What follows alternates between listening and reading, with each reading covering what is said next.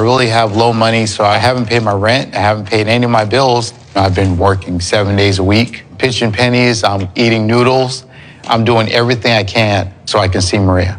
Caesar transferred $100,000 to Maria, leaving him without even enough money for food. He had been living on instant noodles for 7 days and couldn't even afford his rent or bills. He was scrimping on instant noodles just to save up enough for the trip to Mexico. Because the next day, he was finally going to fly to meet the Ukrainian girl he had deeply loved for 5 years. This time, to prevent any more mishaps, Caesar even bought Maria's plane ticket himself. His mind was filled with visions of the two of them finally embracing in person, but as the departure date drew nearer, he grew increasingly anxious. Maria hadn't replied to his messages for 2 whole days. Caesar kept texting her, telling her how much he missed her and how much he loved her, but the chat window remained eerily silent. Maria would occasionally mark his messages as read, but never reply. When friends asked if he was afraid of being scammed, Caesar put on a brave face, saying he believed Maria was just dealing with jet lag or was too busy, but deep down, he was panicking. Even so, Caesar decided to board the flight to Mexico. He knew that if he didn't go this time, he might regret it for the rest of his life. Before boarding, he was shaking with nerves, desperately trying to control his emotions, afraid that he'd be too overwhelmed to speak when he actually saw Maria. But as soon as he arrived in Mexico, something even worse happened. Caesar waited a long time at the baggage carousel, but his suitcase never appeared. And inside that suitcase were not only all his clothes, but also the ring he'd planned to use to propose to Maria.